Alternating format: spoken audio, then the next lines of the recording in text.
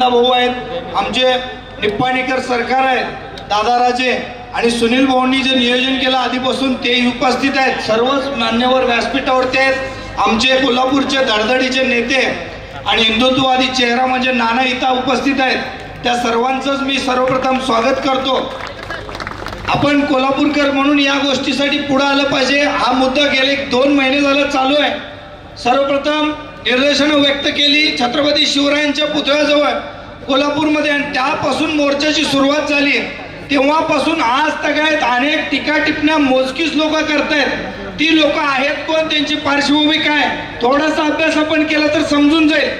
मला म्हणायचं आहे की छत्रपती शिवरायांचा एकीर उल्लेख कशासाठी, बरं अनेक दाखले दिले जातात की CSMU होईल, CPR झालेला आहे।